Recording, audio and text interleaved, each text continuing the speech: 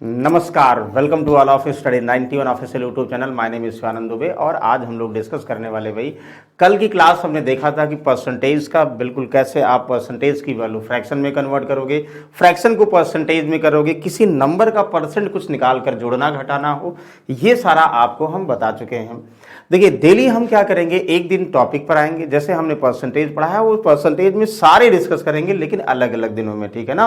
और एक दिन कोशिश करेंगे कि हम एएलपी का मॉडल पेपर, क्योंकि बहुत सारे लोग जो है तैयारी लगातार कर रहे होंगे, आप देखोगे कि मैक्सिमम टॉपिक हम खुद डिस्कस कर चुके हैं, यानी जो भी आप पढ़ना चाहो इस पर मिल जाएगा, यानी कि इस पर स्टडी 91 के चैनल पे। और अब हम कोशिश करेंगे एएलपी की तैयारी, यानी एएलपी कर रहे हो या सीएचएसएल कर रहे हो, उसका जो टॉपिक पढ़ाएंगे ना वो सब में यूजफुल होगा, अलग से प्रॉपर डिस्कस करेंगे। और एक दिन अल्टरनेट पे कोशिश करेंगे कि हम टेक्स्ट पेपर डिस्कस करें, जैसे आपको ये पता हो जाए कि एएलपी में क्या आता है और क्या आपको पढ़ना है, ठीक है ना, सिलेबस अकॉर्डिंग आप लोगों को क्लियर हो जाए। तो चलिए भाई टेस्ट पेपर 1 की शुरुआत करते हैं। ये अल्टरनेट डेज पर डेली होगा, एक दिन हम टॉपिक डिस्कस करेंगे और कोशिश करें एक दिन जो है पूरा मॉडल पेपर डिस्कस करेंगे जो टॉपिक पर डिपेंड होगा, ठीक है ना। तो चलिए आइए भाई बिना डिले किए स्टार्ट करते हैं। सभी का हमें पता है यूपी पुलिस का पेपर अच्छा रहा होगा और बहुत सारी खबरें आ रही हैं, लीक हुआ नहीं हुआ उस पर अब छोड़ दीजिए भाई। अगर आपने अच्छा किया होगा, लीक होगा तो कोई बात नहीं, फिर से अच्छा करेंगे। और अगर जो है कुछ और गवर्नमेंट को एविडेंस नहीं मिला है तो भाई मान के चलेंगे तो हमारा पेपर तो अच्छा हुआ ही होगा, हमें पता है। और बहुत सारे क्वेश्चंस ऐसे थे ना कि हमें पूरी उम्मीद है सारे क्वेश्चन जो हमने model paper text paper discuss किए थे सब उसी से आया है। सब उसी का मतलब ये हुआ क्योंकि आसान आता हमें पता, और ये सारे क्वेश्चंस आपको एक बार नहीं 10 बार रिपीट करवा चुके होंगे। जो लोग ध्यान से पढ़ रहे होंगे बिल्कुल कमेंट करके बताइए सर यस वही सब पेपर आए थे। तो आगे चलते, फिलहाल टेक्स्ट पेपर इसको देखोगे। देखो ये इसमें सारे टॉपिक का इन्वॉल्वमेंट है। जैसे आप एएलपी में देखोगे ना, एएलपी में बॉड मास हुआ, percentage, profit loss, SI CI, speed time distance, कुछ डेटा इंटरप्रिटेशन के, कैलेंडर क्लॉक के, सब यहाँ पर हैं।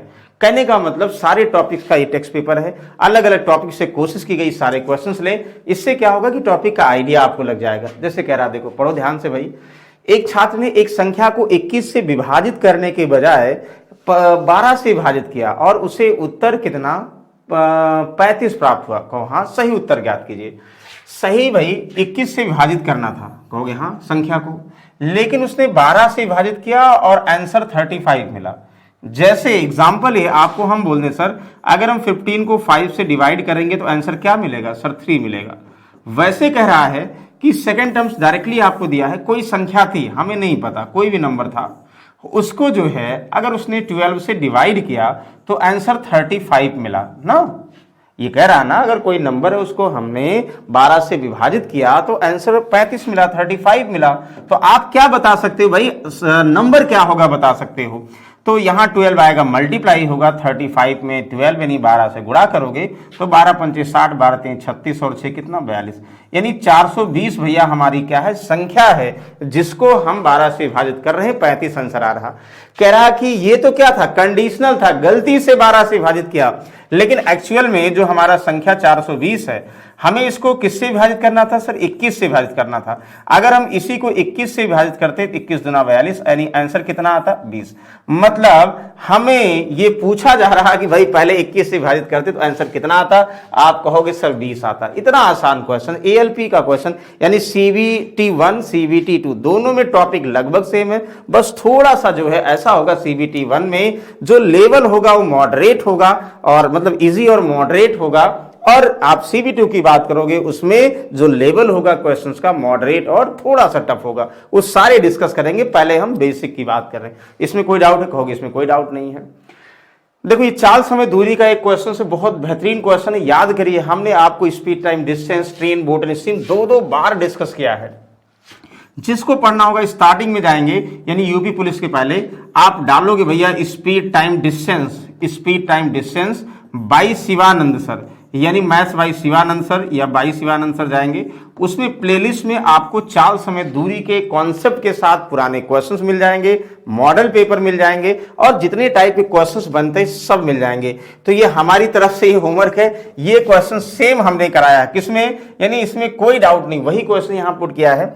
आप जाएंगे स्पीड टाइम डिस्टेंस में, इसको आप सॉल्व करेंगे और बताएंगे भाई आंसर क्या है, क्योंकि ये एक लाइन का आंसर है। मतलब ये ऐसा क्वेश्चन है लॉजिक बेस है, देखते ही आप बता सको, लेकिन कब, जब आपको टॉपिक क्लियर होगा, ठीक है ना। तो इसी बहाने आप जाओगे, टॉपिक देखोगे, उसमें कोई डाउट है तो हम तो हैं ही आपके साथ भाई, बताएंगे ही। चलो थर्ड क्वेश्चन की तरफ चलते हैं। कहोगे सर ऐसे बताया तो सारे क्वेश्चंस, हम इसको इसलिए बता रहे हैं ना कि एटलीस्ट इसी बहाने आप स्पीड टाइम डिस्टेंस का एक टॉपिक फिलहाल रिवाइज कर लो, चाल समय दूरी का, फिर से आप चाल समय दूरी और ट्रेन बोर्ड रिसीव तीनों अलग अलग किए हैं। अब देखो दूसरा, एक प्राकृतिक संख्या को जब 4, 5, 6, 7 से 4, 5, 6 या 7 से ना विभाजित किया जाता है तो प्रत्येक दशा में 3 शेषफल बचता है। तो ऐसे सबसे छोटी संख्या क्या होगी? अरे भाई कितना आसान है, आपको ये कह रहा है कि संख्या को हम 4 से डिवाइड करें, 5 से डिवाइड करें, 6 से डिवाइड करें या 7 से डिवाइड करें। तो आप पहले ये बताओ वह छोटी से छोटी संख्या जो 4, 5, 6, 7 से विभाजित हो जाए, डिविजिबल हो जाए, यानी हमें क्या करना है, इसका एलसीएम लेना है। यानी क्या लेना भाई? एलसीएम यानी लासा लेना है ना। तो लासा कैसे लेते हैं? जो सबसे बड़ी संख्या का उसका मल्टीपल कर दो, या जैसे 7 है ना, 4, 5, 6 का तो एलसीएम सबको पता है कितना, आप कहोगे 60 कट जाएगा, 60 सबसे कट जाएगा, लेकिन 7 से कटेगा नहीं। 120 नहीं, 180 नहीं, फिर कितना 180, 240 नहीं, फिर कितना, मतलब आपको क्या करना है, एलसीएम यानी मल्टीप्लाई करना। जैसे और एलसीएम अगर लेने का तरीका, अगर 60 का मल्टीपल करते जाओ, जैसे 6 7 42, 420 हो गया, ठीक है। नहीं तो आप अगर एलसीएम लेना चाहते हो तो 4 का फैक्टर 2 का स्क्वायर, 5 का 5 ही होगा, 6 का भैया 2 × 3 होगा और 7 ये है। तो हमें एलसीएम का मतलब ग्रेटेस्ट पावर 2 की पावर 2 है ना, इंटू ये एक लाइन का है, यानी 3 × 5 × 7, यही ना। आप कहोगे हाँ सर, देखो ये 4 5 20, 3 60, 6 7 42, यानी 420 हुआ कि नहीं। यानी 420 जो एक संख्या है 5, 4, 5, 6, 7 से पूर्णतया विभाजित होगी। अब 420 पूर्णतः विभाजित हो गई, लेकिन कह रहा विभाजित तो हो जाए, लेकिन विभाजित करें तो शेषफल 3 बचे। जब प्रत्येक स्थिति में 3 बचे तो फाइनल यानी जो संख्या होगी, नंबर होगा, वो क्या हो जाएगा भाई? 420 तो इन सबसे कट रहा है, शेषफल 3 बचना चाहिए, प्रत्येक स्थिति में 3 और जोड़ दोगे। ये आपको एलसीएम एचसीएफ में हमने बहुत अच्छे से डिस्कस किया, नंबर सिस्टम में आप जाएंगे देखेंगे। यानी हमारा फाइनल आंसर क्या होगा भैया? 423 क्या होगा? आंसर होगा भाई option number 2 is the correct answer, ठीक है ना। 420 इन सबसे कट रही है, तो 420 कटने का मतलब इसका लासा है, एलसीएम है, वह छोटी छोटी संख्या 4, 5, 6, 7 से जो विभाजित हो जाए। यूपी पुलिस में भी एक क्वेश्चन आया था, आप क्या करते हैं? एलसीएम विभाजित हो जाए, प्रत्येक दिशा में शेषफल बचेगा तो वही जोड़ दोगे। और एक और कराया होगा, अलग अलग शेषफल बचता है तो डिफरेंस जो होता है वो लास्ट में घटाना होता है, याद करिए ना। कहोगे हाँ सर बिल्कुल। चलिए इसको बताइए, चार्ल्स इसका प्रॉफिट एंड लॉस से क्वेश्चन। प्रॉफिट एंड लॉस याद करिए भाई, प्रॉफिट एंड लॉस एक ऐसा टॉपिक है, हमने आपको कितनी बार बताया है प्रॉफिट लॉस, प्रॉपर बिल्कुल बेसिक से टफ सारे क्वेश्चंस, और यूपी पुलिस में कितनी बार ऐसे क्वेश्चंस का रिवीजन कराया है। तो आप अगर जो हमारे साथ बने होंगे तो ये देख के ओरल बता देंगे, एक तरीका नहीं, आपको हमने प्रतिशत से बताया था, फॉर्मूले से बताया था, रेशियो से भी बताया था ना। कहोगे हाँ सर, क्या दिया? How much more should be mark price of an article to be its cost price to get 17% profit even giving 22% discount. It means ये कह रहा कि भाई एक जो है वस्तु का क्रय मूल्य से एमआरपी कितना जो है अधिक अंकित करनी चाहिए कि 22% डिस्काउंट यानी 22% छूट देने के बाद भी 17% का लाभ प्राप्त हो, तो वस्तु का क्रय मूल्य से कितना अधिक होना, यानी अंकित मूल्य क्रय मूल्य से कितना अधिक होना चाहिए। याद करिए आप, चाहे फॉर्मूले से चाहे ऐसे समझिए, आपको पता है कि भाई हमें पता है जो मार्क प्राइस अंकित मूल्य होगा इस पर डिस्काउंट देंगे, डिस्काउंट के बाद बेचेंगे, और डिस्काउंट कितना देंगे? कह रहा है भाई 22%, यानी एमआरपी पर 22% डिस्काउंट देकर बेचेंगे। हाँ सर, और जो बेचेंगे उसी पर प्रॉफिट लेंगे, कितने का लेंगे भैया? उसी पर 17% का लाभ लेंगे। अच्छा, जो हमारा क्रय मूल्य है उससे कितना ज्यादा एमआरपी होनी चाहिए? तो भैया जिसके रिस्पेक्ट में पूछता है, क्रय मूल्य के रिस्पेक्ट में पूछ रहा, तो हमेशा सीपी लेट कर लो। ये कह रहा है कि हमारा मार्क प्राइस क्रय मूल्य यानी सीपी से कितना ज्यादा होना चाहिए, 100 से बना करें। देखो कितना आसान है। कहोगे भैया अगर हम बोल दें कि चाहे एमपी मान ले चाहे सीपी मान ले। मान लो हमने बोल दिया किसी वस्तु को हमने 100 रुपए में खरीदा, अगर उसको 17 के प्रॉफिट पर बेचेंगे सर 117 में बेचेंगे, इसमें हमें लगता किसी को डाउट नहीं होगा। 100 में खरीदते हैं, 17 के लाभ पर बेचे। एक बार हमने इसको मान लिया, यानी इसको लेट कर लिया, मान लिया, इसको माना हमारा सीपी कितना भैया 100 रुपए है, और अगर हम 17 के लाभ पर उसको बेचेंगे तो 117 में। अब आपको ये बताना भाई 117 में तो बेच रहे हैं, तो 117 में जो बेचा है इसका मतलब 22% डिस्काउंट देकर बेचा है, तभी तो 17 का लाभ हुआ है। कहोगे हाँ सर, आपको डिस्काउंट देने के बाद सेलिंग प्राइस कंफर्म 117, तो एमआरपी इस केस में कितना होगा बता दोगे ना सर? 22% डिस्काउंट का मतलब ये हुआ कि कितना 78 में बेचेंगे, 78 की वैल्यू है, 100 निकाल देंगे, एमआरपी आ जाएगा। मतलब यानी मार्क प्राइस का 22% डिस्काउंट के बाद बेचने का मतलब अगर 100 एमआरपी होगी, 22 डिस्काउंट यानी 78 में बेचेंगे इतना। या कुछ लोग ये भी करेंगे सर, मार्क प्राइस जो भी होगा इसका 22% कम करेंगे, 78 22 100 उतने में बेच देंगे, बेचेंगे 117 में। बात तो वही है ना, उल्टा हो जाएगा, 100/78 हो जाएगा। कहो हाँ सर, वेरी गुड। तो सॉल्व करिए। तो 13 × 78, 13 9 117 ना, 3 दुनाई 6, 3 त्रिक्का 9, और यहां से 2 5 से 15 यानी 150। इसका मतलब 150 एमआरपी है ना, 150 एमआरपी है, यहां से रिलेट कर सकते हो। यानी 100 से 150 यानी क्रय मूल्य से हमारा अंकित मूल्य कितना अधिक है। आप कहोगे सर क्या मजाक कर रहे हैं, बिल्कुल ओरल बता सकते हैं, यानी 50% more than mark price than comparison to cost price. Very good. बताओ कोई कंफ्यूजन है? ये इसमें कोई ट्रिक का इस्तेमाल नहीं किया। नेट चेंज वाले से भी आपको हमने बताया था भाई, ध्यान दीजिएगा कि अगर आप डिस्काउंट देते हैं प्रॉफिट होता है तो ओवरऑल जो है कितना अंतर होगा वो भी बताया था, लेकिन ये बेसिक तरीका है। बताइए किसी को डाउट है जल्दी से आप लोग यस या नो जल्दी से बताएं भाई, कुछ भी डाउट है तो प्लीज कंफर्म करिए, फिर से बताते हैं। तो सीपी हमने मान लिया, प्रॉफिट पर बेचा 17, एसपी आ गया, एसपी 117, तो जितने में बेचा है 22% डिस्काउंट देने के बाद बेचा है, तो आफ्टर 22% गिविंग डिस्काउंट तो एमआरपी कितनी होगी 150, तो सीपी से एमआरपी कितना ज्यादा भाई 50%। वाह बहुत अच्छी बात है। चलो अगले क्वेश्चन की तरफ चलते हैं, आसान है भाई, पढ़ो इसको ध्यान से। मतलब ये सब क्वेश्चन हमें पूरी उम्मीद है जो हमारे स्टूडेंट्स होंगे जो लगातार बने हुए हैं उनको ये सब सॉल्व करने में कुछ भी डाउट नहीं होगा। एक लाइन का सब आंसर है भाई। देखो इसको कि एक व्यक्ति साधारण ब्याज की 4% वार्षिक दर से 2 वर्ष के लिए 5000 उधार लेता। हाँ सर, वह उसे 2 वर्ष के लिए 6.2 दर से अन्य व्यक्ति को दे देता। अच्छा, प्रतिवर्ष उसके द्वारा लाभ बताइए। एक पर्सन बारो किया 5000 rate of 4% simple interest eight per annum 2 year, lend another person at the rate of 6.25% per annum for 2 years, find the profit and buy him। वाह कितना जबरदस्त क्वेश्चन है। क्या CISI की बात कर रहा? नहीं सर, ये कह रहा भैया 5000 रुपए इसने क्या किया 4% वार्षिक ब्याज की दर से 2 ईयर के लिए 2 वर्ष 2 ईयर्स के लिए 2 वर्ष के लिए क्या किया उसने उधार लिया। ठीक है, और इसने जो उधार लिया बहुत चालाक आदमी है, इसने फिर से क्या किया 5000 रुपए को 6.25% 6.25% साधारण ब्याज की दर से व्यक्ति को देता है 2 वर्ष के लिए, यहां भी 2 ईयर के लिए। कहोगे हाँ सर दे देता है।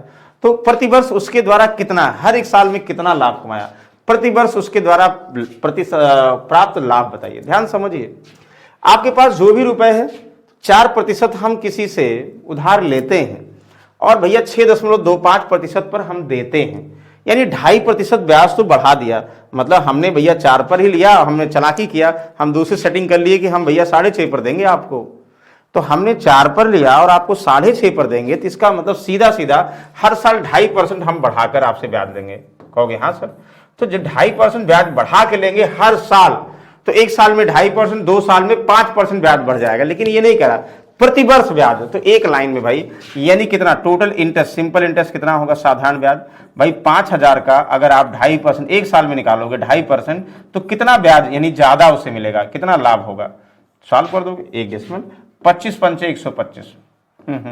सर हर साल 125 रुपए अधिक मिलेगा। क्या हमें यहां कितना ब्याज था मिलने की जरूरत है निकालने की, यहां कितना ब्याज था एक साल में हमें जरूरत है? कोई जरूरत नहीं भाई। जब आपको मनी सेम है, वही 5000 रुपए उधार लिया, वही 5000 रुपए उधार दे रहे हैं, एक साल में 4% से ले रहे हैं और 6.5% दे रहे हैं, इस 6.5% ना, तो आप निकाल सकते हो। ये हमने क्या कर दिया, गलती कर दिया भाई। क्यों? यानी 4 था, 6.25 था, 6.5 नहीं था, तो इसका मतलब 2.25% होगा ना, 6.25 था, 2.25% ज्यादा मिलेगा। हम 6.5 समझ रहे थे, तो कोई बात नहीं, इसका एक साल में 2.25 निकाल दोगे, ये तो और आसान हो गया। कहोगे हाँ सर, 2 जीरो कैंसिल, ये हो गया 25 पंचे 125, 5 10, 2 12, 5 10, 1 11, 112.5 आएगा। कहोगे हाँ सर, कुछ लोग कह रहे हो सर गलती कर रहे हैं आप। हाँ, तो यही कह रहा है, एक साल में कितना ब्याज बढ़ा सर? 2.25 बढ़ा। तो 5,000 का 2.25% कितना ब्याज होता है सर? 112.5 होता है। यानी एक साल में इतना ब्याज बढ़ जाएगा, यही निकालना है हमें। क्या मतलब है जो है पूरा 2 साल में इसको कितना मिला, उसको कितना मिलेगा, इससे इसका अंतर करें? नो, बिल्कुल आसान सा है। वेरी गुड, इसको बताओ। 3900 को L के J में इतना विभाजित करने पर K के, मतलब इतना आसान क्वेश्चन रेशियो का, तो फिर आप लोग अगर जो नहीं सॉल्व कर पाएंगे तो बेकार है भाई पढ़ाना, क्योंकि इतनी बार इसको हम बता चुके हैं। लेकिन फिर भी ALP के अकॉर्डिंग हम एक बता रहे, CBT 1 में किस टाइप के क्वेश्चन आसान वाले बनेंगे, जो पहले बनते थे उसके बिहाफ पर ऐसे लिख रहे हैं। तो आपको पता किसी मनी को 1/2, 1/3, 1/4 में डिस्ट्रीब्यूट करना है, तो रेशियो चेंज कर लेते हैं ना। तो हम इसको ऐसा रेशियो बना लें कि प्रॉपर नंबर्स के फॉर्म में हमें बड़ा बड़ा दिखे।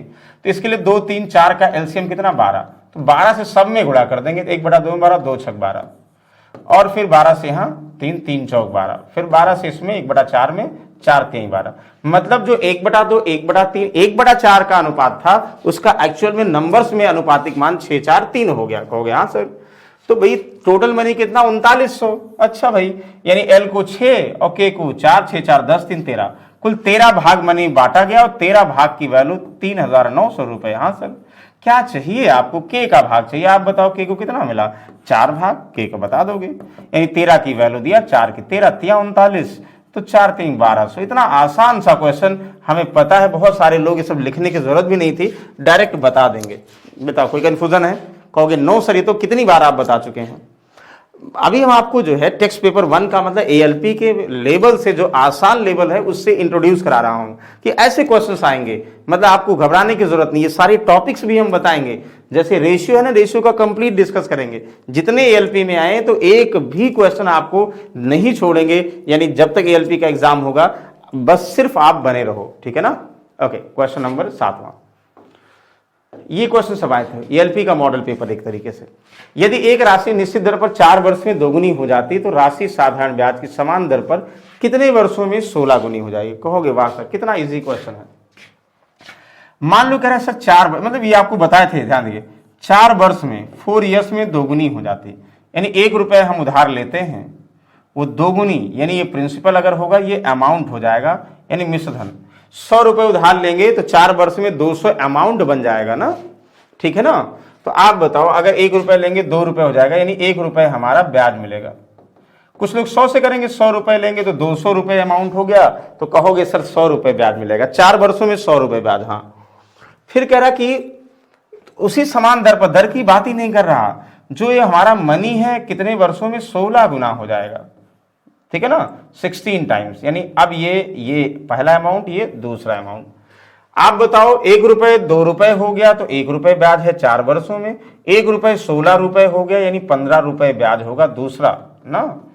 ये दूसरा, पहला ब्याज 1 रुपए हुआ और दूसरा 15, मतलब ब्याज का दर सब कुछ सही है। आप कहोगे सर 1 रुपए ब्याज 4 वर्षों में, तो 15 रुपए ब्याज कितने वर्षों में? तो कहोगे 1 रुपए ब्याज 4 वर्षों में, तो 15 रुपए ब्याज 4 × 15, यानी 60 वर्षों में। सर एक लाइन का आंसर है 60 ईयर्स। बताओ कोई डाउट है? भाई ब्याज, साधारण ब्याज की दर हर साल जब बराबर है, अगर एक साल में 100 रुपए ब्याज लग रहा, तो 2 साल में 200 रुपए 2 साल में, 400 रुपए 4 साल में। तो जैसे 1 रुपए 4 वर्षों में 2 रुपए हुआ, 1 रुपए ब्याज हुआ, यानी 1 रुपए ब्याज 4 वर्षों में हुआ, 2 रुपए ब्याज 8 वर्षों में, 3 रुपए ब्याज हर 4 वर्षों में 1 रुपए ब्याज मिलेगा। तो 1 रुपए 16 रुपए कितने वर्षों में? यानी 15 वर्षों में। तो 15 वर्षों में का ब्याज कितना? 60 वर्ष हो जाए। 15 रुपए ब्याज कितने वर्षों का? 60 वर्षों का। कहोगे वाह सर, बिल्कुल सही है। फॉर्मूला कुछ लोग लगाते हैं, फॉर्मूला में कोई जरूरत नहीं, आपको हमने साधारण ब्याज में बताया होगा। इसको देखिए, एक रेलगाड़ी की चाल में 5 किलोमीटर प्रति घंटे की वृद्धि करने पर 300 किलोमीटर की दूरी तय करने में 2 घंटे कम समय लगता है। इसकी सामान्य चाल याद करो, हमने आपको क्या बताया था? हमने बताया था दूरी अगर फिक्स होगा, कितनी दूरी है? 300 किलोमीटर। 300 किलोमीटर दूरी है, और कह क्या रहा, एग्जैक्टली नहीं दिया, चाल में 5 किलोमीटर प्रति घंटे वृद्धि करें, यानी पहले जो भी स्पीड रही होगी अगर 5 किलोमीटर प्रति घंटे बढ़ा दें तो जो है 2 घंटे कम समय लगता है। तो अगर बेसिक की आप बात करो, इक्वेशंस कैसे बनाते थे आप लोग, ये 300 किलोमीटर की दूरी है उसकी, मान लीजिए सामान्य चाल हम उसकी x किलोमीटर पहले थी मान लिए, तो पहले x किलोमीटर चाल थी तो 300 को इतना समय लेता था। अब करा कि अगर उसकी चाल हम कितना 5 किलोमीटर प्रति घंटे बढ़ा दें तो अब दूरी बटा चाल यानी समय, दोनों समय में अंतर 2 घंटे का, यानी बेसिक इक्वेशन हो गया नहीं होगा, कहोगे हाँ सर।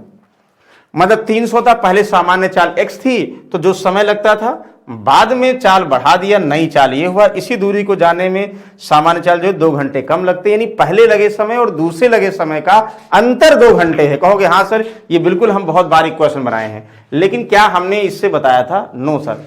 सर इसका जो डायरेक्टली इक्वेशन बनता है आपने ये बताया था, जब चाल बढ़े पहली चाल इंटू दूसरी चाल, दूरी अगर दिया हुआ distance into difference upon speed, याद करिए चाल का अंतर अगर चाल निकालनी है, और divide by difference upon time, ये आपको हमने फॉर्मूला बताया था। तो जैसे यहां अगर मान ले उसकी पहली चाल पहले x थी बाद में x+5 यानी 5 किलोमीटर बढ़ाया, या बढ़ा सकता है घटा सकता है, तो दूरी 300 डिफरेंस अपॉन स्पीड भैया 5 यानी 5 किलोमीटर प्रति घंटे, टाइम कितना 2 घंटे। तो ये कहने का मतलब हुआ ये जो फैक्टर यहां से सॉल्व करके बनेगा ना इक्वेशन, वैसे यहां बन जाएगा। यहां कितना 150, मतलब 750 का ऐसा फैक्टर करना है दोनों में डिफरेंस 5 का हो, पहले x+5 तो 150 तो कर सकते हो सर।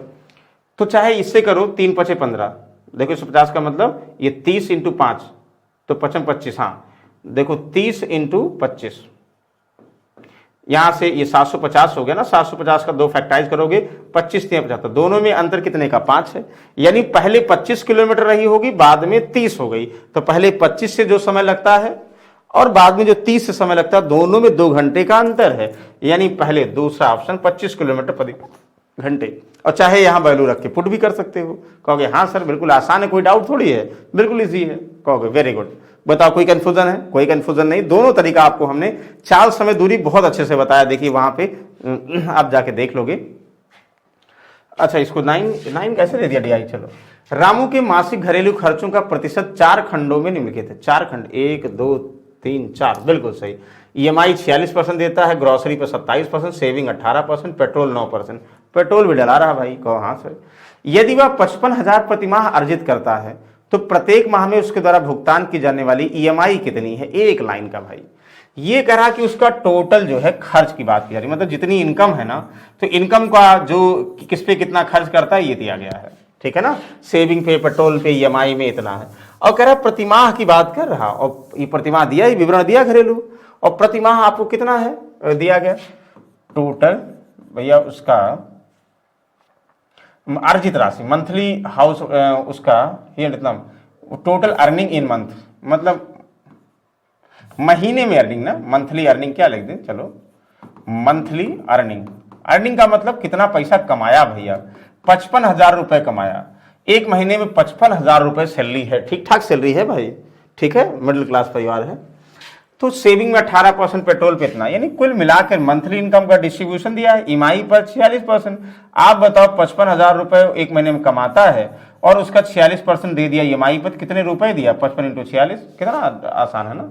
हाँ सर बिल्कुल ईजी है, देखो ये 2 0 0 कट गया, कहोगे यस बिल्कुल, इसी को मल्टीप्लाई करना है, तो चाहे ब्रेक करके कर दो, यहाँ पे देखो 55 ना करके 55 को 5 × 11 कर लो, तो 11 करोगे 6 6 4 10 के 0 और 4 1 5, और फिर इसको 5 से कर दो 5 36 ना, और 55 25, सर 25,300 रुपए है कहीं, यस यस, यानी पहला ही ऑप्शन है। बिल्कुल आसान क्वेश्चन DI का, तो DI में बिल्कुल इजी आता है, आपको हम टफ वाले भी बता चुके हैं, डिस्कस करेंगे ना, तो ये फिलहाल एक क्वेश्चन था, ओरल बता सकते हो। कहोगे हाँ सर। 10वां देखो सब आज वही क्वेश्चन है ना, कि एक तरीके से बताना चाह रहे हैं कि ये इजी लेवल अगर होगा, इस टाइप के क्वेश्चंस आए हैं वो ऐसे क्वेश्चंस हैं, एक काम को 10 दिनों में पूरा करता है, B उसी काम को 20 दिनों में, यदि वे दोनों 5 दिनों के लिए एक साथ काम करते हैं तो काम का कितना भाग समाप्त होगा। वाह, तो आपको मैंने बताया था भाई, जब भी ऐसा क्वेश्चन होगा सबसे पहले LCM लोगे ना, ए 10 दिनों में, बी 20 दिनों में। तो आप क्या करोगे,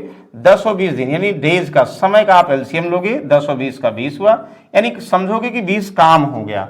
एक काम की जगह पर 20 काम मानते हैं। तो 20 काम को ए 10 दिनों में, एक दिन में 2 काम करेगा, कौन, ए भैया। बी 20 दिनों में 20 काम करता, एक दिन में 1 काम करेगा। ये क्लियर हो गया। अब जो कहा जाए कंडीशन करो भाई, आपको पता है टोटल काम 20 है, 20 काम करना है। और कैसे करना है, करा कि ए और बी ने एक साथ काम किया और 5 दिन तक काम किया। तो 5 दिन में काम का कितना भाग समाप्त होगा। कुल काम 20 है, तो 5 दिन में उस 20 काम का कितना भाग कंप्लीट होगा। एक लाइन का है भाई, एक दिन में 2 करेगा, बी एक दिन में 1 करेगा, दोनों मिलकर एक दिन में 3 करेंगे। आप बताओ 5 डेज में कितना करेंगे।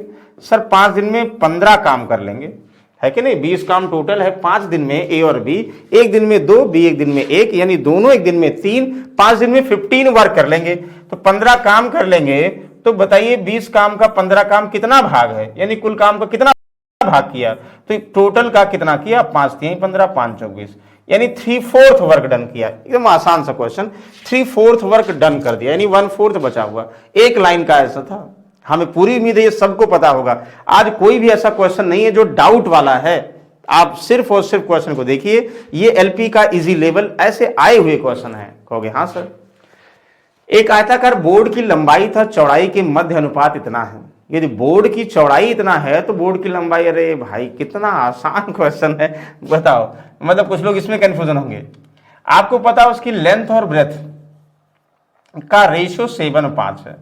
आपको कह रहा भैया लेंथ कितना है, 20.5 सेंटीमीटर एक्चुअली में है। तो किसकी, बोर्ड की चौड़ाई दिया है, अरे गलती कर दी, लेंथ नहीं चौड़ाई यानी ब्रेथ दिया है 20.5। हाँ सर बिल्कुल सही है। तो लंबाई इसकी वैल्यू, तो भाई 5 की वैल्यू दिया है, ब्रेथ यानी 20.5। इतना आसान क्वेश्चन नहीं होना चाहिए था। तो 7 की वैल्यू, ये आया हुआ क्वेश्चन है, लेंथ निकाल लोगे। तो 5 चौक 20, 5 एकम 4, 7 एकम 7 चौक 28, सर 28.7। मतलब इतना आसान क्वेश्चन, वेरी गुड। तो इतना हमें आसान क्वेश्चन को देखते सबको क्लियर है कि ओरल बता देंगे। ये रेशियो लंबाई चौड़ाई का दिया है, तो चौड़ाई दिया तो लंबाई निकाल लो। तो डायरेक्टली 5 भाग की वैल्यू दिया, 7 भाग निकाल लो, आंसर 1 निकाल कर 7 निकाल लो। कहोगे वाह सर आपने रेशियो में बहुत बताया है। इसको देखो, ये भी टफ नहीं है। आपको थोड़ा सा क्या करना है, क्वेश्चन एक बार अगर आपने सारा चैप्टर पढ़ लिया, यानी जितने आपको हमने डिस्कस किया, आपको जैसे एक बार ध्यान दीजिएगा, क्वेश्चन जब भी टेस्ट पेपर सॉल्व करिए तो एक बार जरूर मान लीजिए, हमें पता है नंबर सिस्टम से एक क्वेश्चन बनेगा, एलसीएम एचसीएम दिया है आएगा, बॉड मास सिंप्लीफिकेशन वाले एक आएंगे, वो हम अभी सारा डिस्कस करेंगे। ये तो आया हुआ क्वेश्चन है एलपी का। और आपका डीआई बेसिक सब बता चुके हैं, time and work, speed, time, distance सब बताया। एक बार आप बेसिक देख लोगे तो ये सब बिल्कुल आसानी से बता दोगे। एक्स और वाई एक काम को 6 दिनों में करते हैं, एक्स अकेला काम 9 दिनों में, वाई अकेला। वाह, सॉल्व करेंगे, आप सॉल्व करोगे, आप बताओ। चलो कर दे रहे हैं। कहोगे सर हर काम एक ही क्वेश्चन एक दिन में होमवर्क दीजिए। एक्स एक काम को 6 दिनों में करेगा, ठीक है ना, एक्स और वाई। तो एक्स और वाई दोनों मिलकर, यानी एक्स और वाई ऐसे लिख देते हैं, दोनों मिलकर एक काम को 6 दिनों में, और एक्स अकेला भाई साहब करते हैं 9 दिनों में। तो आप क्या करोगे, 6 और 9 का एलसीएम 18, यानी 18 काम है, दोनों मिलकर एक दिन में 6 दिनों में पूरा काम फिनिश करेंगे। एक दिन में 6 त्रिक 18, 3 काम एक्स और वाई दोनों मिलकर भाई साहब करेंगे। 9 दिनों में 18 काम एक्स अकेले फिनिश कर रहा है, यानी एक दिन में 2 काम कर रहा है। आप बताओ, एक दिन में एक्स और वाई 3 काम कर रहे हैं, एक्स अकेला एक दिन में 2 काम कर रहा है, यानी वाई अकेला एक दिन में 1 काम पर दिन करेगा ना। वाई को अगर टोटल जो दोनों ने फिनिश किया है या एक्स ने अकेले फिनिश किया, कितना 18 काम को वाई को करना है, यानी 1 वर्क पर डे के हिसाब से कितना समय लगेगा, 18 दिन। हमें पूरी उम्मीद है इसमें किसी को डाउट नहीं होगा। ये क्वेश्चन बहुत बार आप सॉल्व कर चुके हो। अगर अभी भी कोई डाउट हो जल्दी से बताओ। क्लियर है ना। बस सिर्फ और सिर्फ आपको क्या करना है, क्वेश्चन को ध्यान समझना है। तो एक बार जिनको जरा सा भी डाउट है, टाइम एंड वर्क, जो भी जिसमें भी क्वेश्चन में डाउट हो रहा है, ये सब बिल्कुल बेसिक लेवल के क्वेश्चन है। अभी हम बिल्कुल जो है टफ नहीं करा रहे हैं, यानी ऐसे करा रहे हैं एक तरीका सा कि आप समझिए, टाइम एंड वर्क आएगा, स्पीड टाइम डिस्टेंस ज्यादा आते हैं, यानी किसी मेजॉरिटी क्वेश्चन की रहती है वो देख रहे हैं। इसको देखो, 16,800 में 18 खाट बेचकर 3 खाट के क्रय मूल्य के बराबर लाभ प्राप्त करता है। एक खाट का क्रय मूल्य, जबरदस्त क्वेश्चन। खाट का मतलब कौन सा भाई, जो गांव में हम लोग बिछाते हैं ना, अब तो धीरे धीरे गायब हो रहा है, लेकिन वही वाले खाट की बात कर रहा है। 16,800 में 18 खाट बेचता है भाई 18 उसने खरीदा होगा, कितने में नहीं पता, लेकिन 18 खरीदा और 18 को बेचता है 16,800 में, और 3 खाट के क्रय मूल्य के बराबर, यानी एक खाट जितने में खरीदा होगा वैसे 3 खाट जितने में खरीदा होगा उसके बराबर लाभ प्राप्त करता, खाट का क्रय मूल्य। बिल्कुल आसान, आपको कंफर्म है, यानी क्रय मूल्य बराबर विक्रय मूल्य में से लाभ घटा दोगे, ये तो सबको कंफर्म है। यानी क्रय मूल्य बराबर विक्रय मूल्य माइनस लाभ, इसमें कोई डाउट है? भाई 18 खाट बेचकर, 18 उसने बेचा है, 3 खाट के क्रय मूल्य के बराबर लाभ प्राप्त किया। हम बोल दे भैया एक खाट का क्रय मूल्य, एक खाट जो है कितने में, एक खाट का क्रय मूल्य सीपी है या एक्स है? एक खाट का, 1 खाट का क्रय मूल्य बराबर सीपी रुपए या एक्स मान ले, जैसा कहो, चलो एक्स मान लेते हैं। तो एक खाट का एक्स मान लिया, तो भाई उसने 18 खाट खरीदा है, तो 18 खाट का सीपी 18x, तो 18 को बेचा कितने में, 16,800 में। हाँ सर, बेसिक है, कोई डाउट नहीं करें। माइनस 3 खाट के क्रय मूल्य, एक खाट का x रुपए, 3 खाट का 3x क्रय मूल्य, तो 18 खरीदा खाट, 18 बेचेगा 16,800 में, और 18 पर प्रॉफिट 3 खाट के क्रय मूल्य के, तो 18 का क्रय मूल्य बराबर 18 का विक्रय मूल्य माइनस 18 पर लाभ, बस ये इधर आएगा, जुड़ जाएगा। 18 3 21 भैया बराबर कितना, 16,800 ना, तो x बराबर कितना हुआ, 16,800 डिवाइड बाई कितना कहोगे सर, 21, तो 21 अट्ठे यानी 800 रुपए खाट है, बहुत महंगी नहीं है, सस्ती है। तो एक खाट का मूल्य, x का मतलब एक खाट का क्रय मूल्य कितना है, 800 रुपए। बताओ कोई कंफ्यूजन है? सर एक खाट का हमने x मान लिया, तो 18 खरीदा तो 18 बेचेगा भी, बना सकते हो, चाहे ऐसे करो चाहे रेशियो से कर लो। रेशियो से करोगे तो ऐसे, भाई 18 खाट बेचकर मतलब हम 3 खाट के क्रय मूल्य के बराबर लाभ प्राप्त करता, यानी प्रॉफिट 3 खाट का सीपी। तो अगर हम बोल दें 18 खरीदने पर 3 का लाभ होगा, मतलब जो बेचेंगे 3 का लाभ होगा, तो इसका मतलब हम बोल सकते हैं 6 खरीदेंगे तो 1 का लाभ होगा, यानी 6 खरीदेंगे 1 का लाभ हुआ, तो इसका मतलब 7 में बेचेंगे, तो 7 की वैल्यू भैया 16,800 ना, 7 9 14 7 चौक 28, तो यानी जो है, यानी लाभ कितने का हुआ, ये 2400 रुपए का, एक की वैल्यू लाभ 2400 का, लाभ 24, 3 खाट के बराबर लाभ है, तो 3 से भाग कर दोगे 800 आ जाएगा, ये भी एक तरीका है। भाई ये लाभ हमने 6 7 टोटल वैल्यू कितना हुआ, इतना, तो जो लाभ हुआ एक का मतलब यानी कुल लाभ जो है 2400 का हुआ, यानी 3 खाट के बराबर लाभ हुआ, 3 खाट का लाभ है तो एक का कितना हुआ, यानी 800 रुपए। कहोगे वाह, कोई डाउट है? कोई डाउट नहीं सर, आसान है। इसको देखो, ये सब आपके ऐसे क्वेश्चंस ना जो आप लोग बता चुके होंगे, सॉल्व कर चुके होंगे, बस आपको थोड़ा सा क्या करना है, टॉपिक को देखना है, ध्यान से समझना है। पढ़िए, कहोगे सर एक जग में 2 छिद्र है, जग आपके घर में होगा, उसमें छेद करके देख लेना। पहला छिद्र जग को 15 मिनट में खाली करता, दूसरा 20 मिनट में। एक छोटा छेद है, एक ज्यादा छेद है, मतलब ये कह रहा ना। तो यदि रिसाव निश्चित दर से हो रहा तो दोनों जग कितनी देर में खाली हो रहा है? देखो आप बताओ, पहला जो रिसाव है, छिद्र है, हमने पहला ए छिद्र है, 15 मिनट में खाली करता है। दूसरा बी छिद्र है, 20 मिनट में खाली करता है। तो भाई जो जग खाली करेगा उसकी धारिता के लिए क्या करते हैं, हमेशा टाइम का एलसीएम 15 20 का यानी 60, यानी 60 लीटर जग में पानी आएगा। तो 15 मिनट में पहला खाली करेगा, 15 चौका 60, 4 लीटर पर मिनट के हिसाब से खाली करेगा, 20 तिहाई 60, 3 लीटर पर मिनट के हिसाब से बी खाली करेगा। बताओ कोई डाउट है? सर कोई डाउट नहीं है, कह रहा कि हो रहा है। दोनों छिद्रों द्वारा जग कितनी देर, अगर दोनों छिद्र ए और बी दोनों खोल दिया जाए, यानी ए भी खाली कर रहा है, बी भी खाली कर रहा है, तो कितना टाइम, यानी छिद्र कैपेसिटी कितनी है, 60 लीटर ना, 60, तो ए 4 लीटर 1 मिनट में, बी 3 लीटर, दोनों 1 मिनट में 7 लीटर खाली करेंगे। तो 60 को 7 8 56 यानी 4/7 मिनट लगाएंगे, तो 8 से ही 4/7 मिनट में खाली कर देंगे। ये हमें पूरी उम्मीद है। ये लास्ट वाला है, चौथा, 8 से ही 4/7 मिनट में खाली कर देंगे। ये बहुत बार आप पढ़ चुके होंगे, ये टाइम एंड वर्क के बेस पर ही तो पाइप सिस्टम होता है। अभी हमने देखिए सिंप्लीफिकेशन परसेंटेज थोड़ा सा बताया ना, अब इसके बाद हम सारे टॉपिक का पहले थोड़ा थोड़ा बेसिक बताएंगे और फिर जो है डीप में डिस्कस करेंगे, ठीक है ना। ओके चलो देखो नेक्स्ट 15वां। एक परीक्षा में प्रांजय साहब हैं, उन्होंने 272 अंक प्राप्त किए, जो कि 64% अंक प्राप्त करने के लिए बराबर था। अरे भाई कितना आसान था, पढ़िए ध्यान से क्वेश्चन पढ़िए, एक लाइन में आप बता सकते हैं। हमारी परीक्षा में जो है, आपकी परीक्षा जो भी दिया, प्रांजय ने 272 अंक प्राप्त किए, इतना पाया और 64% अंक प्राप्त करने के बराबर था। मतलब अगर हम बोल दें ये भैया अधिकतम अंक एग्जाम में कितना था, 100 मार्क्स था, अगर 100% था तो 64% पाया है, जो कि इक्विवेलेंट है 272 मार्क्स के ना, यही कह रहा 64% पाया, 272 मार्क्स से इक्वल है।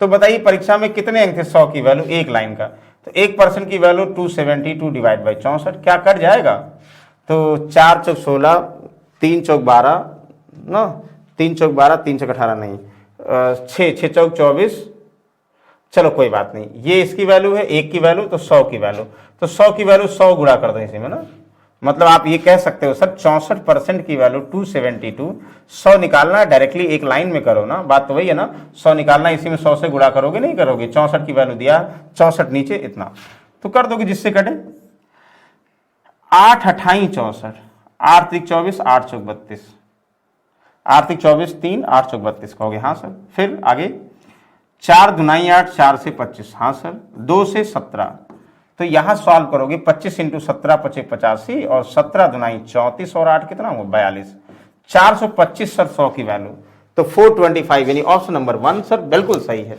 बताइए कोई डाउट है, कोई डाउट नहीं सर, इतना आसानी से सॉल्व तो कर लिया, क्लियर ना, यस। चलिए अगले क्वेश्चन की तरफ चलते हैं। देखिए आपको सारे फॉर्मूले पता होना चाहिए, जैसे ये हम टॉपिक की बात कर रहे हैं, कौन किसकी फ्रीक्वेंसी ज्यादा होती है, तो सारे टॉपिक्स को आप एक बार ध्यान दोगे तभी प्रैक्टिस पेपर सॉल्व कर पाएंगे। जैसे समबाहुभुज में आंतरिक और बाह्य कोणों का अनुपात इतना है, तो बहुभुज में भुजाओं की संख्या, याद करिए आपको क्या बताया था, यानी बहुभुज समबाहुभुज का मतलब जिसकी बराबर भुजाएं हैं, और बहुभुज क्या होता है, यानी एक घिरी हुई आकृति। घिरी हुई आकृति का मतलब हुआ कि भाई मिनिमम कम से कम आपको 3 भुजाएं तो घिरने के लिए चाहिए ना, तो अगर 3 भुजाएं होंगी तो आप इसको ट्रायंगुलर बोलते हो, 4 होंगी तो क्वाड्रेटल बोलते हो, 5 होंगी तो पेंटागन से करते ना, पंचभुज बोलते हैं, 6 होगी तो हेक्सागन यानी खष्टभुज बोलते हैं, 7 होगी तो हेप्टागन, 8 होगी तो ऑक्टा, 9 नवना डेका, ये सब ऐसे बोलते हैं। तो सम का मतलब जिसकी सभी भुजाएं बराबर होती हैं। आपको हमने बताया था भाई कि अगर कोई भी बहुभुज है उसके आंतरिक कोणों का यानी सम ऑफ इंटीरियर एंगल, आंतरिक कोणों का योगफल क्या होगा भाई, n-2 इंटू 180, यही होगा ना, सभी यानी सभी आंतरिक कोणों का योगफल। जैसे ट्रायंगल की बात करें ना, त्रिभुज में n क्या है, भुजाओं की संख्या है भैया, ये भुजाओं की संख्या क्या है n, तो भुजाओं की संख्या n है, यानी आपसे कह दिया जाए कि भाई पंचभुज के सभी कोणों का योगफल बताइए, तो n की जगह पर 5 - 2 3, 18 3 54, 540 होगा, ओरल बता दोगे।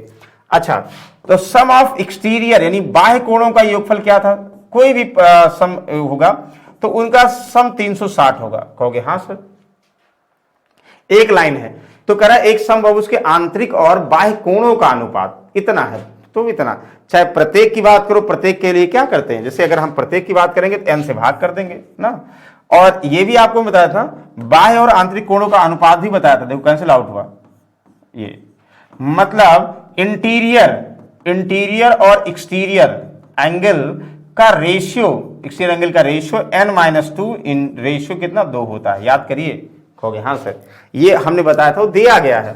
तो इंटीरियर माइनस एक्सटीरियर 4:1, यानी interior n/2 exterior 2 equal to 4:1, solve कर दीजिए, एक लाइन का है, कहोगे हाँ सर, 2 इधर आएगा, 4 दूनी 8, n-2 इक्वल टू 4 दूनी 8, n बराबर कितना इधर आएगा, जुड़ जाएगा 10, यानी डेकागन होगा 10 होगा, n की वैल्यू 10 होगा, भुजाओं की संख्या 10, याद करो, क्लियर है ना। अगर फॉर्मूला पता होगा तो ही आप बता सकते हो, जो भी अगर ALP की बात करो सब क्वेश्चन फॉर्मूले पाते हैं, बहुत ट्रिकी नहीं आता, जितने मेंसुरेशन के आते हैं जैसे ये बहुभुज वाले हैं और मेंसुरेशन के बहुत सारे क्वेश्चन बनेंगे, सब फॉर्मूले पाएंगे, फॉर्मूला अगर याद है तो करनाल है। CV2 में थोड़ा अच्छा क्वेश्चन बनता है, यानी समझना होता है। चलो इसको देखो, एवरेज का एक क्वेश्चन तो मस्त है, हर बार आया हुआ है, लेकिन इतना ईजी नहीं, सब अलग अलग टफ ही आए हैं। कह रहा है देखो ये x है, x+3, x+5, x+8, x+9 के प्रेक्षणों का माध्य का मतलब हुआ एवरेज, इतना, तो अंतिम 3 प्रेक्षणों का माध्य होगा। आप कहोगे पहले अंतिम 3 प्रेक्षण निकाल रहे हैं सर, देखिए पहला, दूसरा, तीसरा, चौथा, पांचवा, 5 प्रेक्षण है ना, तो इनका एवरेज 9 है, तो 5 का एवरेज 9 है, तो 9 × 5 = 45, इनका क्या होगा, सम होगा, कहोगे हाँ सर, तो इनका सम 45 होगा, तो जोड़ लो भाई, पहला x 2 3 4 5, यानी इनका सम 5x और प्लस कितना यहाँ 3 5 3 8 8 16 और 9 कितना 25। 5x plus 25 equal to 45। तो 5x इक्वल टू कितना होगा 45 में से 25 घटाओगे, कहोगे सर 20 आएगा सर। हाँ सर, x कितना होगा सर 20/5। एक लाइन का था लेकिन लिख रहे हैं 5 चौक 20 यानी 4 सर। x की वैल्यू 4 हुआ। हाँ सर, तो आपको क्या करना है, यहाँ पे 4 तो अंतिम 3 ये है, तो कहोगे ये 4 5 4 कितने 9, तो ये अंतिम 3 9 ये, और यहाँ पे 4 है ना, तो 8 4 12 12 और ये यहाँ पे 4 9 4 13। तो अंतिम 3 क्या है 9 12 और 13, इनका आपको माध्य बताना है। जोड़ दो भैया। तो अंतिम 3 का एवरेज यानी माध्य क्या होगा, अंतिम 3 का माध्य का मतलब सबको जोड़कर डिवाइड बाई 3 माध्य। तो कहोगे सर 9 + 12 + 13 डिवाइड बाई 3, तो 13 12 25 और 9 कितना हुआ सर 34। 34 डिवाइड बाई 3 क्या है। हाँ सर, इतना आसान क्वेश्चन है सर। बिल्कुल option number 4 is the correct answer. बताइए कोई कंफ्यूजन है? तो बिल्कुल आसान था ना भाई, आपको x के फॉर्म में नंबर्स दिए हैं और उनका माध्य का मतलब औसत होता है, यानी माध्य 5 संख्याओं का औसत पता, 5 का योगफल 45 हुआ, पांचों को जोड़ दो भाई, सभी नंबर्स आ गए, तो अंतिम 3 का माध्य फिर निकाल लो। बताओ कोई कंफ्यूजन नहीं सर, बिल्कुल आसान है। 18 आप बताएं। बिल्कुल, पहले रिलैक्स माइंड में आप लोग पढ़िए ध्यान से, उसके बाद आंसर करिए।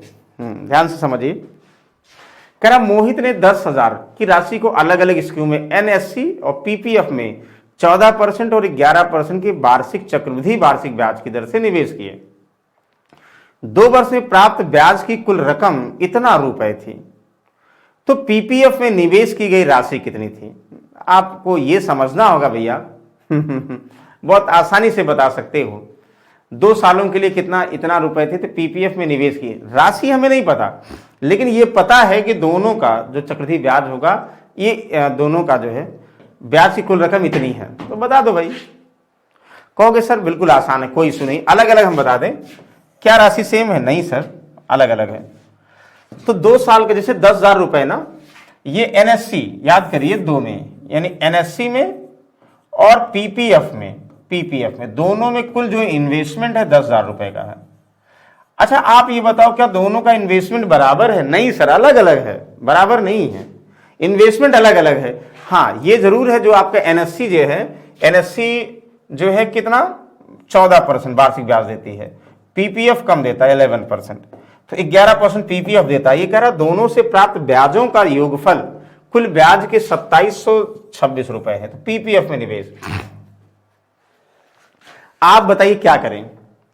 एक तरीका ये हुआ कि हम 100 मान के इक्वेशन बना लें, मतलब हम बोल दें कि x रुपए भैया निवेश करें, x के अकॉर्डिंग, यहाँ y रुपए निवेश करिए, x + y ये हुआ। और चाहे हम ये मान ले भैया एनएससी में अगर x रुपए निवेश करेंगे तो पीपीएफ में कितना होगा, पीपीएफ में 10,000 दोनों में, यानी पीपीएफ में 10,000 - x, मतलब ये इन्वेस्टमेंट आपका एनएससी में x रुपए और 10,000 - x रुपए पीपीएफ में, दोनों में ब्याज का योगफल दिया है। जोड़ दो भाई। अब आप कैसे निकालोगे? कहोगे ब्याज निकाल, एक लाइन का है, चाहे कुछ लोग ऐसे परसेंटेज से कर दें, कहोगे ठीक है सर। एनएससी में भैया x रुपए इन्वेस्ट किया, तो 1 साल में 14% ब्याज लगा, तो 2 साल का में कितना ब्याज लगेगा? पहले साल 14, मान लो 100 रुपये, 100 रुपये मान रहे हैं, तो 14%, तो 2 साल की बात करें नेट चेंज से निकालते थे ना, 14 × 14 × 14, मतलब अगर 2 साल का ब्याज निकालना है परसेंटेज में, पहले साल 14%, दूसरे साल भी 14, दूसरे साल पहले 14 पर इंटरेस्ट भी 14 लगेगा, तो ये सॉल्व कर लोगे। तो आपने बताया था कि 14 का स्क्वायर करो और फिर डबल कर दो ना, चाहे से करें, 14 × 28 और ये 14 196 ना, तो ये डेसिमल लगा दोगे, सब जोड़ दोगे, यानी 29.96%, यानी अगर x रुपए 14% के अकॉर्डिंग 2 साल का चक्रवृद्धि ब्याज कितना होगा सर? 29.96 होगा, यानी 100 मूलधन की वैल्यू दिया, 29.96 की वैल्यू, यानी ब्याज निकालोगे 2 साल का चक्रवृद्धि ब्याज। अच्छा ठीक, अब दूसरा मानी 10,000 - x है, याद करिए, इस पर 11% वार्षिक ब्याज की दर का मतलब फिर 11 करो, अगर डेसिमल से करते तो प्लस 11 × 11, यही तो करोगे ना, कहोगे हाँ सर, ये 22 हुआ प्लस कितना हुआ 121, यानी 1.1, 23.21, 2200 बराबर कुल मिलाकर 2 साल का चक्रवृद्धि ब्याज हो गया, दोनों पर मिलाकर ब्याज 2796 2726। हाँ सर, तो पीपीएफ में निवेश की गई राशि, अब चाहे ये जरूरी नहीं है ऐसे करो, आप ऑप्शन से कर सकते हो। हमने क्या किया, बिल्कुल डेसिमल्स किया, आप ऑप्शन से कर सकते हो, थोड़ी टफ है, एक लाइन का है, लेकिन कोई बात नहीं, इसको सॉल्व करेंगे आंसर मिल जाएगा। सॉल्व कर दे रहे हैं, समझ में आया ना। एनएससी में x रुपए हुआ, दोनों मिलाकर 10,000 है, तो 10,000 माइनस x घटाओगे तो ये पीपीएफ में हो गया। हाँ सर, तो एनएससी में x का 14% अकॉर्डिंग कितना 2 साल में ब्याज 29.96, और जो ये इस पे आपके पीपीएफ पर इतना, कुल मिलाकर 2 साल का ब्याज। ये सॉल्व कर लीजिए, आंसर आ जाएगा। चलो जो निकालना पीपीएफ, तो पीपीएफ निकालना 10,000 में से घटाना पड़ेगा, आ जाएगा। चलो याद करिए, हम इनको घटाएंगे तो ये ठीक है, कट जाएगा, ये माइनस होगा इतना, मतलब 29 को सॉल्व करोगे माइनस से 100 माइनस हो जाएगा ना। कहोगे हाँ सर कैसे, देखो सोल्यूशन देखिए तब भी आसान हो जाएगा। घटाइए भाई, ये 29.96x हो जाएगा ना बाई 100, और ये करोगे 100 तो 100 यहाँ कट गया और 10 यहाँ, यानी 232.2 इधर चला जाएगा। कहोगे हाँ सर। 96 घटाओगे, 6 में से 1 गया 5, 9 में से 2 गया 7 डेसिमल, 9 में से 3 गया 6, 2 में से 2 गया 0, इतना बाई 100 याद करो। इक्वल टू कितना होगा, जब ये करोगे 2 कैंसिल, यहाँ ये तो 27 26 माइनस 2.1, ठीक है ना। देखो यहाँ गुणा करोगे तो माइनस हो जाएगा, तो इधर आएगा, उधर वो माइनस हो जाएगा। बस ये सॉल्व कर दो, x की वैल्यू आ जाएगी। तो कहोगे सर यहाँ 9 हो गया डेसिमल, यहाँ 5 में से 2 गया 3 ना, और यहाँ 2 में से 12 में से 3 गया 9 3 12, यहाँ 6 में से 2 गया, 6 में से 2 गया भाई कितना 4, 2493.9। बताइए कोई डाउट है? कोई डाउट नहीं सर। घटाने के बाद यानी x की वैल्यू क्या आएगी, सॉल्व करिए। x equal to 2493.9 into 100 divide by 6.75। हाँ सर, अब वो ऐसा दिया गया, कट जाएगा, बस कंफ्यूजन नहीं करना, ध्यान समझिएगा।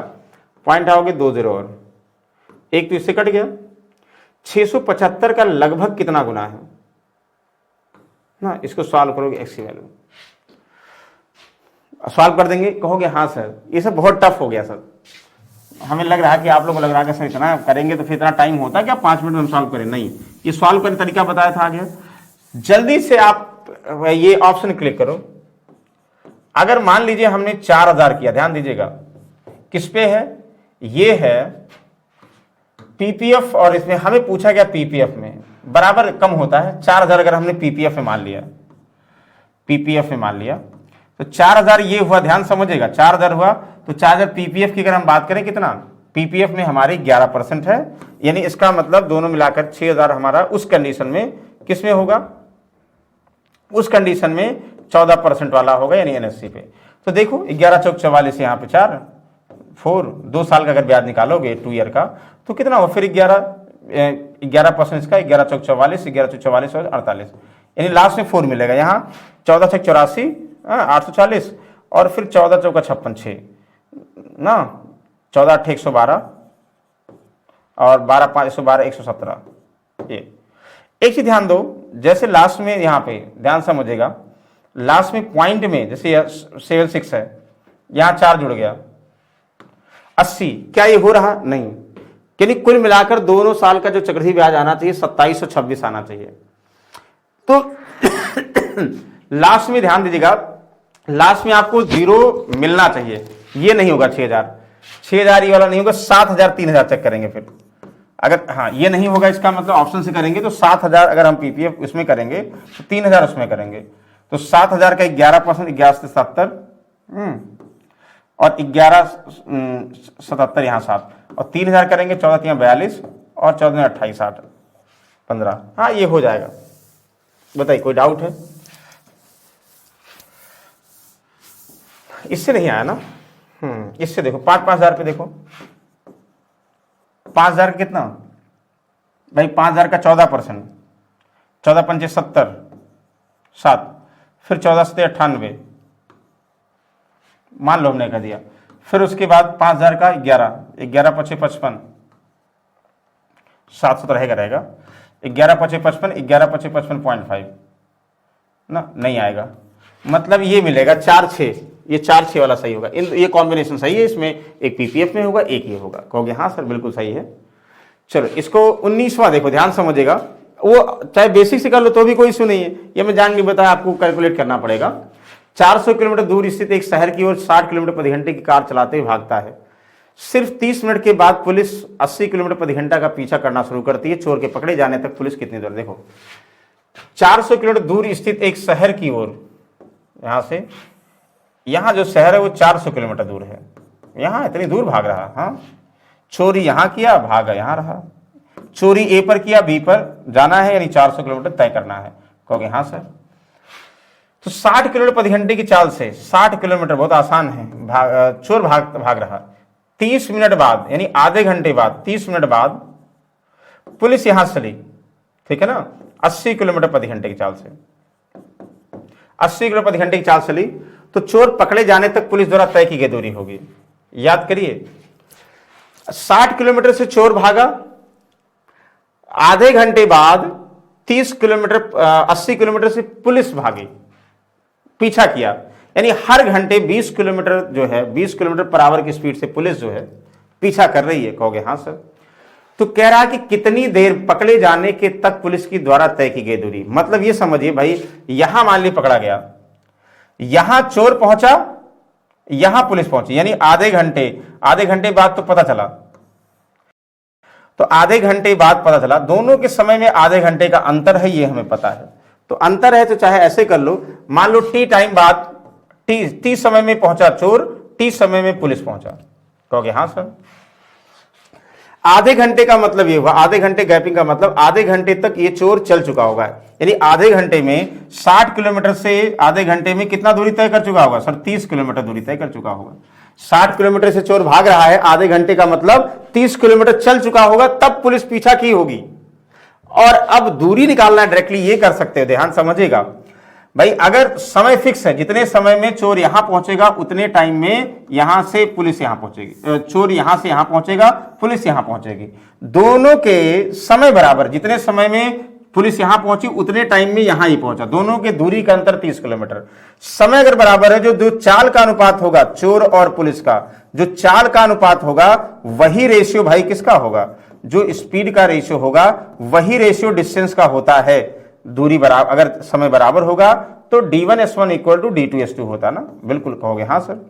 तीनों चार का अंतर, यानी एक के रेशियो की वैल्यू कितना हुआ? 30 किलोमीटर, 3 की वैल्यू 90, यानी चोर के द्वारा 90 किलोमीटर, 4 की वैल्यू 120, पुलिस के द्वारा 120 किलोमीटर, यानी 120 किलोमीटर यहां होगा, तो और 90 पुलिस जाएगा, 90 चोर जाएगा और 120 पुलिस जाएगी, तो 120, ये सिर्फ कह रहा है 120 पुलिस के द्वारा चली गई दूरी। समय, जितने समय में पुलिस पहुंचे, पुलिस यहां से यहां तक पहुंचेगी उतने में ये पहुंचेगा, समय बराबर है, यानी दूरी चाल का अनुपात होगा, तो चाल का अनुपात की दूरी हुआ, तो इसका मतलब 3 और 4 के अनुपात में चोर और पुलिस दूरी जाएंगे, तो दोनों के दूरी का अंतर 30 किलोमीटर है, तो हम चोर और पुलिस के द्वारा चले गए दूरी निकाल लें, कोई कंफ्यूजन ही नहीं है। कहोगे हाँ सर। और भी तरीके हैं, फिलहाल ये तरीका फॉलो करोगे ना? कहोगे हाँ सर। इसको देखो, यदि ए का 20% बी है तो बी का 20%, अरे भाई बस आपको ऑप्शन के अकॉर्डिंग मैच कराना है, तो ए का 20% जैसे लिखा है 20% इक्वल टू बी, तो आपको बताना है 20 का b%, याद करिए b%, बी की वैल्यू ये रख दो, हाँ सर रख दिया, तो कहोगे 20 का, मतलब हिंदी में ही कर रहे हैं, 20 का बी की वैल्यू कितना, ध्यान दीजिएगा, ए का 20%, ठीक है ना, ए का 20%, ये बी की वैल्यू है, और परसेंट लगा दो किसके लिए? b% लगा दो, तो सॉल्व कर दो, याद करो अगर ये परसेंट का मतलब क्या हुआ? बाई 100 हुआ ना, तो एक ही परसेंट लगाना, दो नहीं लगाना है, तो कहोगे 20 2500, तो 5 चौक 20, सर ए का 4% बचा सर, परसेंट एक ही लगाना ना, दो थोड़ी लगाना है, देखो 20 का b%, तो b की वैल्यू a का 20%, तो ये परसेंट बच रहा है, परसेंट का मतलब 1/100 नीचे हुआ, तो ये 20 2500, 5 चौक 20, ये 4% के साथ रखना, a का 4% आंसर, यानी option number 2 is the correct answer. ये थोड़ा कंफ्यूजन होता है, कंफ्यूजन इसलिए होता है कि थोड़ा ध्यान देना होता ना। चलो कोई डाउट है? कहोगे सर कोई डाउट नहीं, बिल्कुल आसान सा क्वेश्चन है। तो आज के लिए इतना। आज हमने सिर्फ ये देखा, एक मॉडल पेपर देखा कि ये ऐसा भी आ सकता है, किसका? ALP का मॉडल पेपर, यानी CBT 1 का बात करें ऐसे आ सकते हैं। ये बिल्कुल आसान वाले थे। आज एक भी क्वेश्चन, सिर्फ चक्रवृद्धि ब्याज वाला थोड़ा सा आपको ध्यान देना होगा, सॉल्व करिएगा, उसके अलावा कोई भी टफ नहीं है। तो डेली आपसे हम 7 बजे जुड़ेंगे भाई, जो भी डाउट है आप 7 बजे क्लियर कर सकते हैं। और एएलपी तक, यानी एएलपी की प्रिपरेशन तक डेली 7 बजे रहेंगे, कोशिश करेंगे। एक दिन हम मॉडल पेपर डिस्कस करेंगे, एक दिन चैप्टर डिस्कस करेंगे, जो भी आप लोग कहो। उसके अलावा जो भी चैप्टर आपको पढ़ना भाई, आप प्लेलिस्ट में जाइएगा, शिवानंद सर का नाम डालेंगे, मैथ्स बाय शिवानंद सर डालेंगे, वहां पे सारे टॉपिक हमने पहले ही ऑलरेडी पढ़ा चुके हैं। इसलिए थोड़ा सा जो है इसको हम आपको मॉडरेट, जो आसान आसान वाले हमें पता है, ये बहुत बार बताए हैं, एक बार जाके देखो तो आप, यानी लगभग 180 वीडियो के आसपास है जो पहले हमने सारे टॉपिक डिस्कस किए हैं और बहुत अच्छे अच्छे क्वेश्चन डिस्कस किए हैं। आप सीजीएल का एग्जाम दे रहे हो, सीएचएसएल का एग्जाम, कोई एग्जाम दे रहे हो, सब में यूजफुल है, ठीक है ना। तो फिलहाल आप विजिट करिएगा, कोई डाउट हुआ हम आपके साथ हैं। यूपी पुलिस में देखे होंगे जो लोग हमारे साथ जुड़े थे, आपको पता सारे क्वेश्चन वैसे ही आए हैं, एक भी क्वेश्चन बाहर से नहीं आया होगा, जो टॉपिक पढ़ाया गया है, और वो मतलब हूबहू क्वेश्चन भी एक तरीके से बोल सकते हो, डिजिट चेंज करके आए हुए हैं ना। चलो फिलहाल नेक्स्ट समय फिर से आपसे मुलाकात होती, डेली भाई 7 बजे जुड़ेंगे। जो नहीं जुड़ पाते हैं प्लेलिस्ट में है, बिल्कुल वहां से जाके वॉच कर सकते हो। तब तक के लिए टेक केयर, गुड नाइट।